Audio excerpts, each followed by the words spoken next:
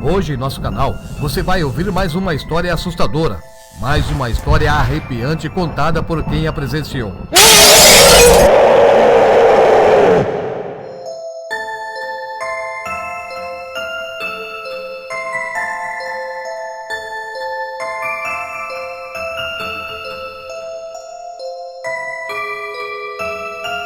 Anderson tinha 15 anos de idade, quando ainda morava com os pais, num pequeno apartamento localizado na cidade de Manaus, no estado do Amazonas.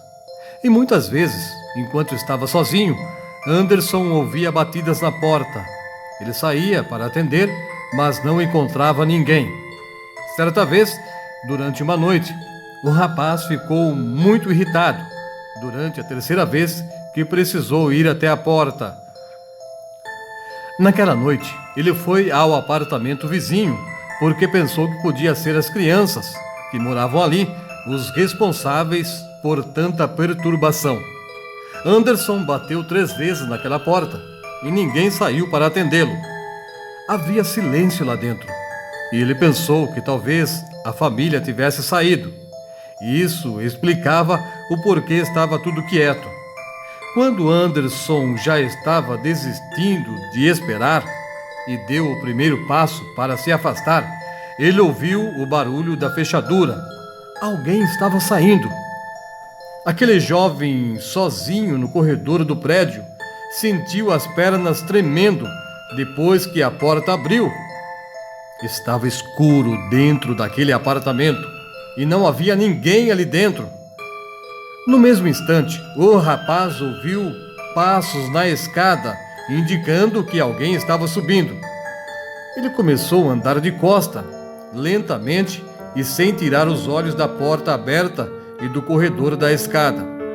Atrás dele, abriu a porta do elevador e Anderson virou-se rapidamente para ver quem havia chegado. O homem que saiu do elevador era o dono do apartamento, que estava com a porta aberta. Aquele homem passou pelo rapaz e, sem falar nada, aproximou-se da porta aberta e resmungou algumas palavras, reclamando de ter esquecido de fechar o apartamento. Antes daquele homem entrar, Anderson viu um vulto se movendo dentro daquele apartamento escuro. E depois, o homem fechou a porta. E começou novamente o barulho de passos na escada. Mas desta vez, alguém estava descendo. Anderson também entrou e fechou a porta atrás dele, sem entender o que estava acontecendo. O rapaz sentou-se e ficou pensando. Os pais dele estavam no centro da cidade com a filha caçula e não demoraram para voltar. No momento que os pais daquele rapaz, assustado, retornaram, ele foi ao encontro deles, falando sobre o que aconteceu enquanto estavam ausentes. Depois de ouvir o assunto do filho, o pai dele o aconselhou ficar afastado do apartamento vizinho. E o motivo era que o morador provavelmente era um praticante de magia negra.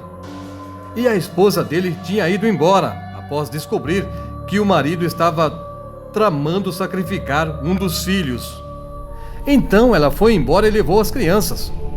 Na verdade, essa história o pai do Anderson ouviu do porteiro do prédio e podia ser mentira. Mas seria bom manter distância. Afinal, a esposa e as crianças daquele homem esquisito realmente foram embora daquele lugar. Após questionar sobre as batidas na porta, que vinham acontecendo sempre que ficava sozinho no apartamento, Anderson disse também que aquilo só podia ser brincadeira das crianças do vizinho. Antes de terminar a conversa, a mãe o interrompeu e disse que já fazia uma semana que a mãe das crianças que moravam no apartamento vizinho foi embora com elas. Então aquilo só podia ser imaginação dele. Ou então era outra pessoa que estava praticando aquela brincadeira de mau gosto. Enquanto ouvia a conversa, a menina de 7 anos começou a falar que também ouviu batidas na porta. E quando ela saiu para averiguar, não encontrou ninguém lá no corredor. Notando que a menina estava ficando assustada, a mãe desconversou, convidando-os para comerem um delicioso bolo que trouxeram da cidade. Em seguida, ela caminhou até a cozinha e começou a preparar a mesa. E não demorou para que os outros a seguissem. Eles ainda estavam na cozinha quando alguém bateu na porta. Houve troca de olhares entre pais e filhos, e o homem levantou-se para atender. Parada diante daquela porta estava uma mulher usando roupas longas e uma blusa com capuz. Ao ver aquela mulher, o homem ficou um pouco assustado, e ela, percebendo o desconforto dele, falou baixinho para ele se acalmar e em seguida mostrou o rosto. Depois de ser reconhecida, ela perguntou se poderia entrar e disse que tinha um assunto muito importante para ser tratado com eles. O pai do Anderson permitiu a entrada da mulher, que era a esposa do vizinho, e até então ele não estava entendendo nada. A mulher foi convidada para sentar-se, mas ela recusou, dizendo que precisava ir embora depressa, pois deixou 2 crianças esperando por ela. Disse também que após abandonar o esposo, uma amiga moradora do andar de baixo acolheu ela e os 2 filhos e ficariam ali até a chegada de um parente para buscá-los. Depois iriam para o estado do Rio Grande do Sul e também pediu segredo para aquela família. Depois ela confirmou que eles já sabiam e que também havia denunciado o ex-marido para a polícia. Ela só precisava encontrar uma prova para ele ser preso por sequestro e sacrifício de incapazes no ritual. Mas aquele homem era rico e respeitado na sociedade, então ela precisava tomar muito cuidado para não se expor demais. Disse também que foi ela quem estava espiando na escada no momento da saída do rapaz no corredor até a chegada do ex-marido, que por causa de um problema no joelho, ele nunca usa as escadas do prédio. Então, ela não corria nenhum risco ficando ali onde estava. Ela pretendia falar com o rapaz, mas com a chegada do seu desafeto, ela decidiu esperar mais um pouco. Aquele homem do apartamento vizinho ganha muito dinheiro fazendo o seu trabalho sujo, e todo ano ele precisa encontrar 2 seres vivos para oferecê-los em sacrifício. Aquele ano era final ímpar e nenhum dos filhos dele tinha a idade equivalente, mas no ano seguinte eles estariam correndo o risco de serem sacrificados pelo próprio pai, que é um assassino. Anderson estava procurando emprego e nas entrevistas deixou seus dados para contato, e algum entrevistador amigo do homem mau forneceu os detalhes sobre aquele rapaz que tinha a idade com final ímpar. A mulher disse também que o ex-marido faria trabalho de magia negra para que o rapaz sofresse algum acidente, e assim o homem não precisaria colocar as mãos nele, exceto numa mecha de cabelo ou numa fotografia do moço. Quando a mulher falou na mecha de cabelo, o Anderson lembrou-se de ter ido num barbeiro na semana anterior e viu o vizinho naquele salão. E provavelmente ele pegou o cabelo que foi cortado. E depois falou para a mulher sobre as batidas na porta que ele ouviu. Depois de alguns segundos sem falar nada, a mulher respirou fundo e perguntou se eles acreditavam em Deus. E antes deles responderem, ela os aconselhou a procurarem uma igreja e lá poderiam pedir uma proteção espiritual para reverter a maldição que foi lançada contra o rapaz.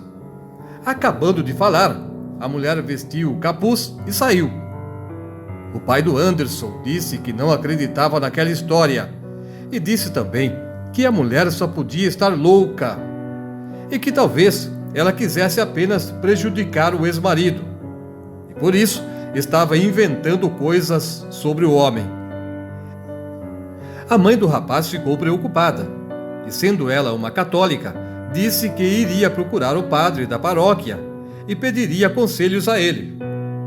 E falou também que, se fosse preciso, eles mudariam para outro lugar. Alguns dias depois, Anderson e a mãe dele foram falar com o padre, mas aquele sacerdote disse que não estava autorizado para fazer exorcismo e disse também que poderia ir somente para benzer a casa. E quanto ao que eles queriam, o padre disse que chamaria um amigo dele para fazer aquele trabalho. Antes da mãe e o filho saírem, o sacerdote ofereceu-lhes um frasco com água benta para ser aspergida na porta do apartamento e também dentro dele, não esquecendo de fazer as rezas do Pai Nosso e Ave Maria. Depois, os dois foram embora e, ao chegarem no prédio onde moravam, começou a chover e já era noite àquela hora. Eles subiram no elevador e, segundos depois, as luzes começaram a piscar. A chuva estava causando a queda de energia e o elevador poderia parar antes da porta abrir e prenderia mãe e filho até a chegada de um técnico para soltá-los. E aconteceu a falta de energia elétrica, só por alguns minutos, mas o suficiente para deixar os dois passageiros apavorados. No momento que a luz apagou e o elevador ficou parado, uma sombra apareceu na parede e uma voz sussurrada foi ouvida por aqueles dois que estavam trancados. Eu vou te pegar. A sua hora vai chegar. Enquanto a mãe do Anderson começou a rezar a Ave Maria, ele fazia a reza do Pai Nosso. No mesmo instante, a mulher abriu o frasco de água benta e jogou um pouco na direção do vulto, que desapareceu. Logo, o gerador de energia do prédio foi ligado.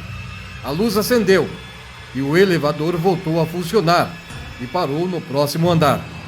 Anderson e a mãe dele desceram ali mesmo, pois não queriam se arriscar ficando lá dentro. Ao saírem do elevador, encontraram a mulher do capuz e ela iniciou uma conversa. A mulher perguntou se eles tinham ido procurar ajuda espiritual. Com a resposta afirmativa, a mulher pediu para eles esperarem enquanto ela foi chamar a dona do apartamento, que a acolheu. E depois, as 4 pessoas subiram pelas escadas até o apartamento da família do Anderson. Ao chegarem naquele andar, a luz apagou novamente e começaram a ouvir sons iguais batidas na porta. A ex-mulher do vizinho pediu para a mãe do Anderson jogar água benta na porta do apartamento, enquanto ela e sua amiga começaram a falar palavras que nem o Anderson nem a mãe dele conseguiram entender. De repente, a luz começou a piscar novamente. Então eles viram a porta do apartamento vizinho abrir e pensaram que o homem estava saindo. Lá dentro surgiu um vulto, mas não era o morador, e logo desapareceu. Aquelas pessoas estavam sentindo calafrios ao olharem para a porta que abriu sozinha. E o medo tornou-se maior quando viram uma sombra passando por aquele corredor. Depois que ela entrou no apartamento vizinho, a porta bateu e ficou fechada. A mulher, que usava roupas longas e uma blusa com capuz, falou para o Anderson e a mãe dele entrarem e disse que o apartamento deles estava limpo. E depois, ela com a outra mulher desceram as escadas. Naquela madrugada, aconteceu um atropelamento fatal diante do prédio onde aquelas famílias moravam. E ao amanhecer, o porteiro disse que viu um homem saindo e parecia que ele estava confuso com alguma coisa e andava em zigue-zague. O homem atropelado era o vizinho do Anderson. Depois de alguns dias, a viúva daquele praticante de magia negra vendeu o apartamento e foi embora com os filhos. E não demorou para que a família do Anderson também se mudasse para outra região.